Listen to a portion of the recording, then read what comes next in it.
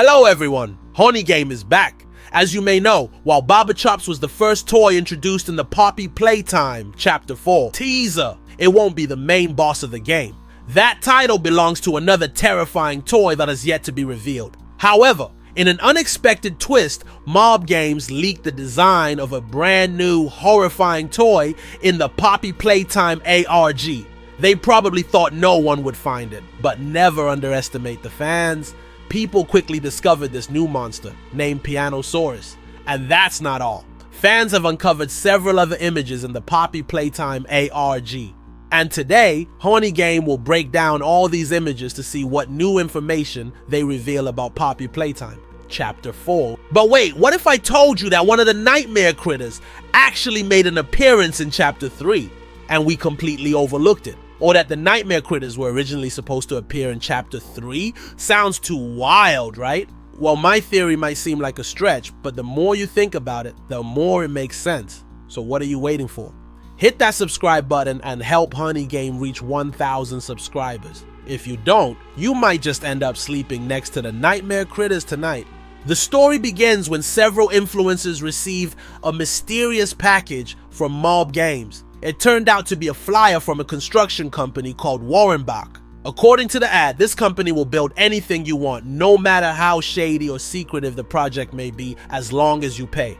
If you've ever wondered how Playtime Co. managed to construct such a massive headquarters with countless underground facilities, well, now you have your answer. It was all thanks to Bach. Previously, we found a letter revealing a bribe sent to Bach by Eddie Ritterman, the head of Playtime Co.'s research department. According to the letter, the construction of the Playtime facility had to remain completely confidential, with only high-ranking employees from both companies knowing the full details of the project. To ensure Bach kept quiet, Playtime Co. transferred a bribe of 100,000. Playtime Co. demanded that their underground laboratory be completed within 12 months. Bach wasn't exactly a top-tier construction company, but the reason Playtime Co. chose them was because they were a small family-owned business. A smaller company means fewer people aware of the dark secrets Playtime Co. was hiding. So Bach got the job, and with a large bribe like that, they took it without asking too many questions.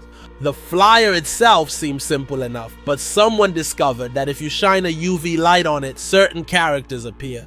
Each flyer sent out had different characters marked, and when all the characters were combined, they revealed a link to a website, centraldomainaccess.net.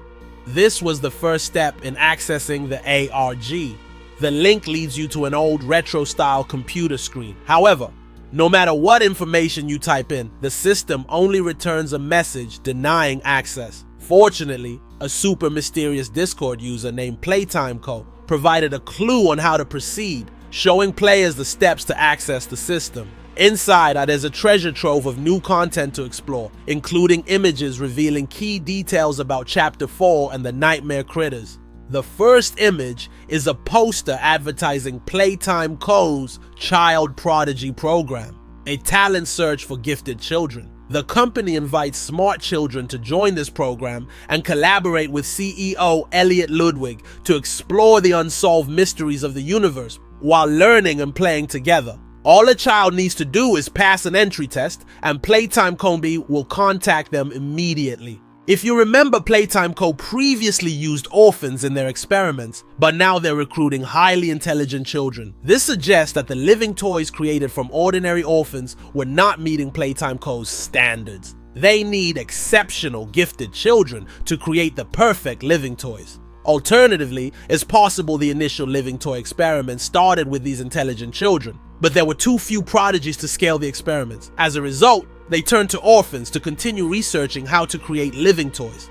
The second image is a letter that Playtime Co. sends to the children selected for the Child Prodigy program. What stood out to me the most in this letter was the question, where do these chosen children live?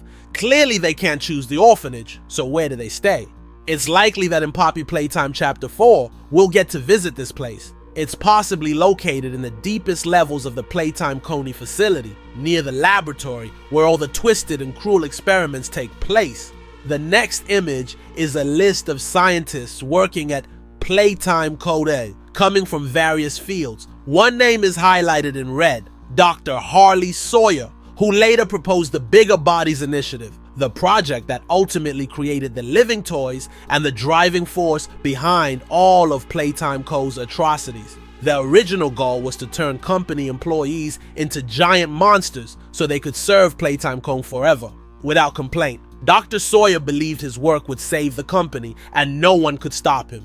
According to a small note, on this list was compiled by Inspector Gerard Lockhart, the same investigator who looked into the accident involving Theodore Grambel, the boy who almost escaped Playcare with Experiment 1006. Lockhart is following the trail of those involved in Playtime Co.'s dark experiments. Though the information on these individuals is limited, Inspector Lockhart managed to gather a complete list of those connected to the company's illicit activities.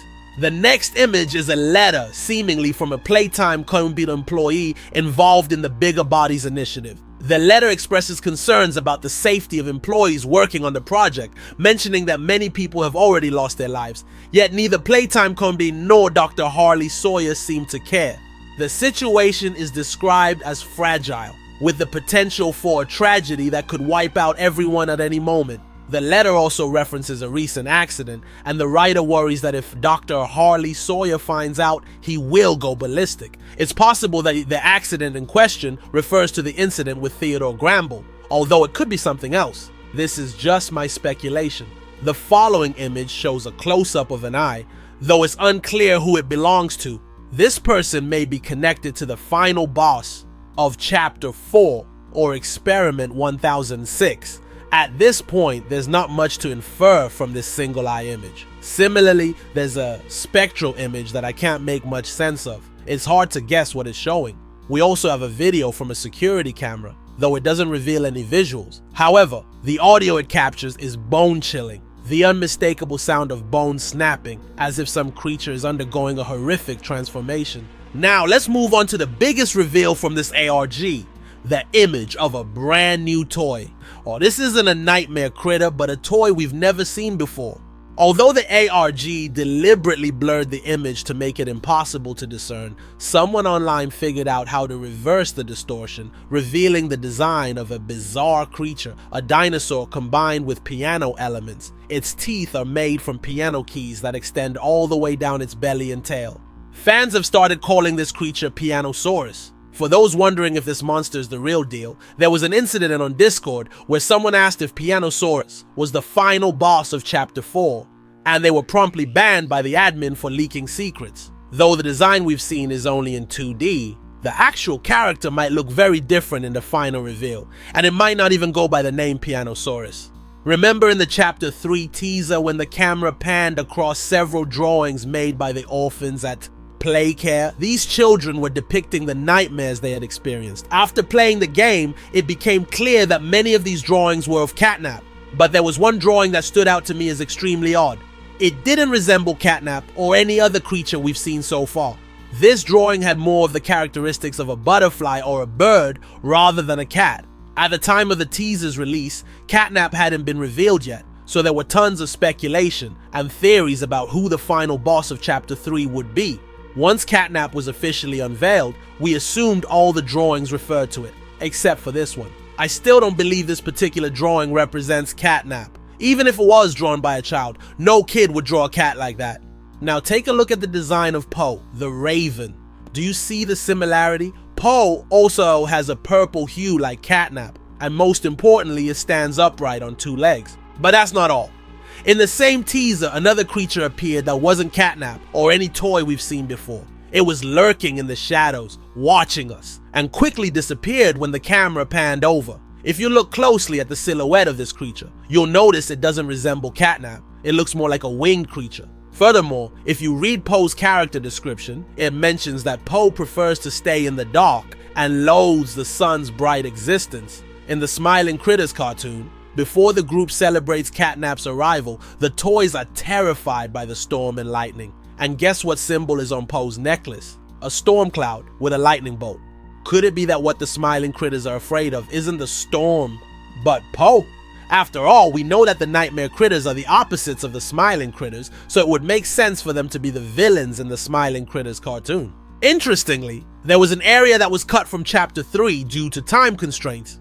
The toy store. Perhaps Poe was initially planned to appear in this area before it was removed. Additionally, Poe's description mentions that its favorite place is the cemetery, where it likes to spend time at night listening to music. It feels more at peace among the dead than the living. In the Chapter 4 teaser, Dog Day ventures into a place where piles of toy corpses are stacked high. We've never seen such a massive accumulation of toy bodies before, so this could very well be the Playtime Combe Cemetery. All clues seem to point toward one character, Poe. It looks like Poe is the standout character in Chapter 4, not Baba Chops. Alright, that's my analysis of the new images from Poppy Playtime Chapter 4 and the ARG content. If you enjoyed the video, don't forget to leave a comment, like, and share it. And of course, hit that subscribe button for HoniGAME. Thanks for watching, and I'll see you in the next video.